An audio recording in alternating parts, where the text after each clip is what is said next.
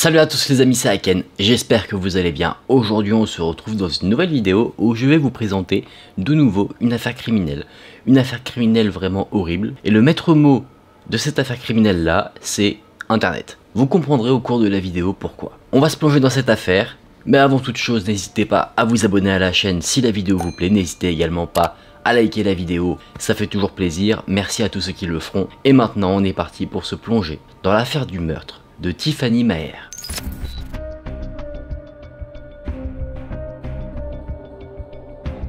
Tiffany Maher vivait en Oklahoma, aux États-Unis. C'était quelqu'un de très apprécié. Elle avait pour profession l'assistanat pour un cours de physique-chimie. En gros, elle était assistante d'un professeur titulaire, elle préparait ses cours, elle était là pour le soutenir dans l'exercice de ses fonctions. Tiffany était quelqu'un de très apprécié, de par ses collègues mais également de par ses étudiants. Peut-être que quand je vais vous dire un petit peu comment elle était en classe, ça va vous évoquer des souvenirs de vous quand vous étiez en cours, de ce professeur qui était toujours très agréable à vivre, qui avait un sens de l'humour, qui était sympathique, qui était bienveillant. Peut-être que vous avez une image qui vous vient en tête, et c'est ce qui correspondait à Tiffany. Si on demandait comment on décrivait Tiffany, ses élèves allaient directement répondre que c'était quasiment leur professeur préféré. Oui, je dis bien professeur parce que de temps en temps, elle dispensait des cours. Et justement, le 31 mai 2013, une amie de Tiffany, Sarah, reçoit un message sur Facebook.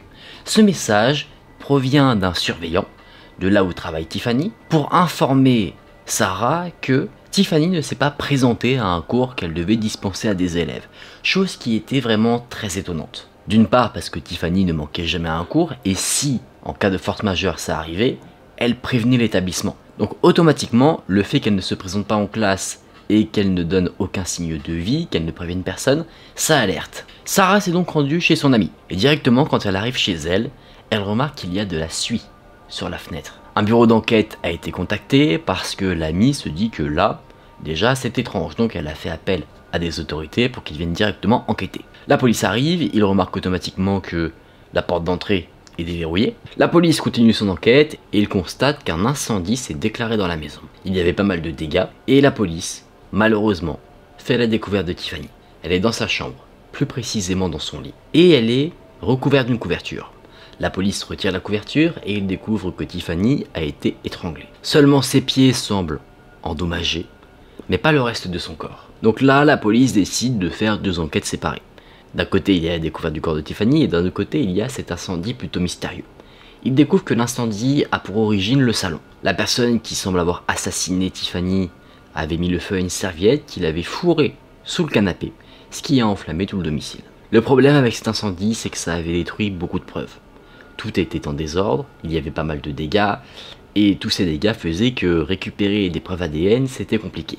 La police constate qu'au-delà des dommages causés par un incendie, il semblerait qu'il y ait également eu cambriolage. Des effets personnels appartenant à Tiffany ont disparu, comme son ordinateur portable, son téléphone, sa télévision et encore sa voiture. Donc là, la police décide de lancer un avis de recherche pour retrouver le véhicule de Tiffany. En retrouvant ce véhicule, peut-être qu'on pourrait retrouver les traces du tueur. La police prolonge donc son enquête. Il parle aux proches de Tiffany, notamment à sa mère, qui dit qu'elle a vu sa fille pour la dernière fois le 26 mai. Et la police pose donc plusieurs questions. Est-ce que quelqu'un en veut à Tiffany? Est-ce que la mère de la victime saurait où aurait pu passer son téléphone et son ordinateur? Et du coup, la mère répond que peut-être qu'elle a laissé tout ça à l'université, là où elle travaille. La police va vérifier l'information. Et malheureusement, ils ne tombent sur rien du tout. Rien de ce qu'ils recherchaient, mais ils sont tombés quand même sur quelque chose d'intéressant. Ce qu'ils ont trouvé, c'est l'ordinateur professionnel de Tiffany. L'ordinateur personnel lui a disparu, le professionnel lui était sur le lieu de travail. Du côté de l'autopsie, le médecin légiste constate que Tiffany n'est pas décédée à cause de l'incendie qui s'est déclaré chez elle, mais à cause de quelque chose d'autre. L'étranglement en serait la cause, et bien qu'on ne puisse pas déterminer à quel moment précisément Tiffany aurait été assassinée, il semblerait que, en fonction de l'état du corps et des indices retrouvés sur le corps, elle a été assassinée 4 jours avant sa découverte, c'est-à-dire le 26 mai, le dernier jour où sa mère l'avait vue en vie. La police enquête sur le seul indice qu'ils ont, l'ordinateur professionnel de la victime. Ils trouvent que Tiffany s'était inscrite depuis peu sur un site de rencontre. Ils arrivent à retrouver son profil, et le site de rencontre sur lequel elle s'est inscrite est un site connu, apparemment pour avoir bon nombre de catfish comme membre. Un catfish, si vous ne savez pas ce que c'est, pour vous expliquer simplement, c'est comme si quelqu'un prenait des photos de moi, des informations personnelles à mon sujet, et se faisait par exemple passer pour moi sur un site de rencontre, alors que ce n'est pas le cas du tout. Ça peut être par exemple pour estorquer de l'argent, ça peut être juste pour manipuler quelqu'un, ça peut être juste pour piéger quelqu'un. Il y a eu de nombreux cas de catfish où des personnes qui aimaient beaucoup trop les enfants, dans un sens malsain, se faisaient passer pour des jeunes mineurs pour rencontrer d'autres mineurs, et ensuite vous savez certainement ce que ces personnes mal intentionnées veulent faire avec les mineurs. La police contacte donc le site web pour leur demander d'avoir accès à plus de données. Pendant ce temps-là, la voiture de Tiffany a été retrouvée grâce à l'avis de recherche qui avait été posté par la police, et cette voiture a été retrouvée dans le complexe d'appartements où vivaient les parents de Tiffany. Les enquêteurs trouvent que c'est assez bizarre parce qu'ils sont allés parler aux parents et les parents ne semblaient pas au courant que la voiture de leur fille se trouvait dans le coin. Donc les parents sont enlevés de la liste des suspects. La police fouille la voiture, ils cherchent des preuves ADN, ils ne trouvent pas grand chose. Et justement dans cette voiture, il y a quelque chose qui manque. Quelque chose sur le pare-brise et il y a aussi des résidus collants à côté. Enfin, les enquêteurs ont des nouvelles du site web. Le site web communique quelques informations. Ceux qui gèrent le truc disent que Tiffany a créé son compte un peu plus tôt au mois de mai sous le pseudo Later's Babe. Elle a parlé à quelques personnes, mais une en particulier qui revenait assez régulièrement. Le nom d'utilisateur de ce membre était Can I Find Her, ajouté d'une date 1980. La police cherche donc à en savoir plus sur ce membre de ce site de rencontre. Il remarque que cet utilisateur a supprimé son compte 6 jours après la découverte du corps de Tiffany. Bien que le compte ait été désactivé, les messages qui avaient été échangés entre ce Can I Find Her et Tiffany, eux, étaient toujours là. Il y avait quelques flirts, quelques blagues, rien de très étonnant dans une conversation sur un site de rencontre. La police a réussi à mettre la main sur des enregistrements téléphoniques de Tiffany, non pas des enregistrements audio, mais en gros ils ont retrouvé des factures téléphoniques en appelant des opérateurs. Et il semblerait qu'elle ait été en contact avec un certain numéro de téléphone. La police a essayé de contacter ce numéro, mais sans succès, la personne ne répondait pas. En cherchant un peu plus loin, ils ont réussi à retrouver le propriétaire de ce numéro de téléphone. C'était quelqu'un qui avait été enregistré sous un pseudo, le pseudo de Big Daddy. L'adresse associée au numéro de téléphone se trouvait dans la ville où vivait Tiffany, sauf que ça menait à rien. Tout ça pour vous dire que ça menait pas à l'adresse de chez quelqu'un, ça menait à une enseigne commerciale à vendre, c'est-à-dire quelque chose où il n'y avait rien du tout. Donc là, la police comprend que quelqu'un cherche à masquer ses traces. Est-ce que le fameux Big Daddy est également Can I Find Her? On peut le penser. Les actions semblent quelque peu concorder. D'un côté, sur le site de rencontre, on supprime son compte. De l'autre côté, on a un numéro de téléphone où la personne ne répond pas et en plus qui mène à un endroit qui n'est pas habité. Donc est-ce qu'on ne serait pas en train de se rapprocher du meurtrier? Il y a un indice qui va encore faire pencher la balance en faveur des enquêteurs. C'est que la mère de Tiffany, quand elle a été interrogée, a dit que la Kindle de la victime avait disparu, alors que c'était l'objet fétiche de notre victime. C'est-à-dire qu'elle ne quittait pas son domicile ou son travail sans l'avoir avec elle. C'était quelqu'un qui adorait lire, et Kindle, si vous ne le savez pas, c'est quelque chose qui est vendu par Amazon. Donc la police a contacté Amazon pour en savoir un peu plus, parce que Kindle est un système qui fonctionne, il me semble, par abonnement, et l'abonnement de Tiffany a été résilié. Résilié le 28 mai, c'est-à-dire 2 jours après sa mort, si on se fie à ce que les médecins légistes ont déterminé comme date. Et ce qui est intéressant, c'est que un autre compte a été ouvert sur la Kindle de Tiffany, au nom de Big Daddy. Et ce compte-là a été ouvert à peine 3 minutes après la résiliation du compte de Tiffany. La police arrive à retrouver l'appareil Kindle de Tiffany chez un prêteur sur gage, et là, encore une fois, ils vont avoir de nouvelles informations. Le prêteur sur gage, pour pouvoir se procurer l'appareil de Tiffany, a dû demander quelques informations à la personne qui lui a donné l'appareil. On a donc maintenant un nom, une date de naissance et une adresse. La personne qui avait cet appareil Kindle, le fameux Big Daddy, est un homme du nom de Joshua Schneider.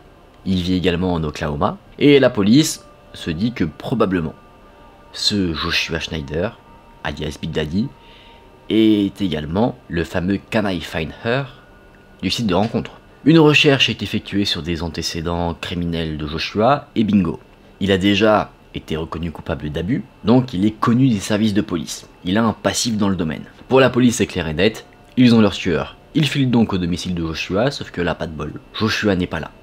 Ils vont trouver sa mère. Sa mère dit qu'elle n'a plus trop de contact avec son fils, qu'elle ne sait pas où il se trouve. Sauf que, d'un côté, on peut peut-être le comprendre, une mère veut protéger son fils, et en ce sens, elle a menti à la police. Elle a envoyé un message à Joshua en disant de ne pas rentrer, parce que la police était sur ses traces. C'est le 27 juillet 2013, donc quelques mois quand même après tous ces événements, que Joshua a été appréhendé. C'est un de ses amis qui l'a balancé, et qui a informé la police que Joshua s'était installé dans un camping.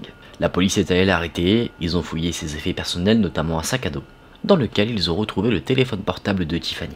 Joshua clame son innocence, il dit qu'il n'a pas fait de mal à Tiffany, sauf que des preuves vont contre ce qu'il avance, parce qu'on fouille une sorte d'entrepôt, de mini-entrepôt, un garage de stockage qu'il avait en sa possession, et là-bas on retrouve plusieurs choses. On retrouve des CD qui appartenaient à Tiffany, d'autres objets qui appartenaient à la victime. Et on a comparé l'ADN de Joshua avec le peu de preuves qu'on a pu avoir sur la scène du crime, et on a retrouvé effectivement l'ADN de Joshua sur les draps du lit de Tiffany, mais également sur le volant de son véhicule. Mais qu'est-ce qui a bien pu se passer en fait? La police a enquêté un petit peu sur les habitudes de Joshua, sur ce qu'il pouvait faire sur les sites de rencontres, et ils comprennent rapidement qu'en fait Joshua était une sorte de catfish, qu'il séduisait des femmes sur des sites de rencontres pour ensuite leur voler des effets personnels et se faire de l'argent sur leur dos. Ça a dû dégénérer avec Tiffany, elle a dû le cramer en train de le voler, ce qui a conduit à son assassinat. Et ce qui est fou aussi dans cette histoire, c'est que à cette époque-là, Joshua avait une petite amie. Une petite amie qui dit que Joshua lui a avoué clairement avoir assassiné Tiffany. Il était en quelque sorte en couple avec la victime, sauf que à un moment donné, Tiffany a compris à quel jeu il jouait et elle a décidé de lui faire du chantage. Étant agacé de la situation, Joshua l'a assassiné en l'étranglant. Paniqué par ce qu'il venait de faire, Joshua a essayé de marquer ses traces en mettant le feu au domicile de Tiffany. C'est le 29 mai 2015 que Joshua a été reconnu coupable de meurtre, meurtre au premier degré, incendie au premier degré, incendie criminel au premier degré et vol. Pour ces 3 charges, il a été condamné pour chacune d'entre elles à la perpétuité, sans possibilité de libération conditionnelle.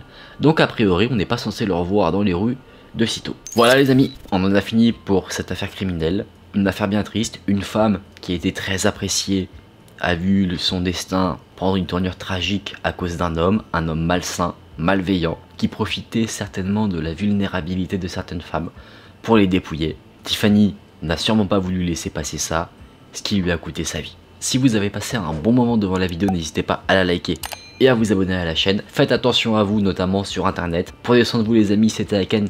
On se dit à très vite dans une prochaine vidéo. Salut!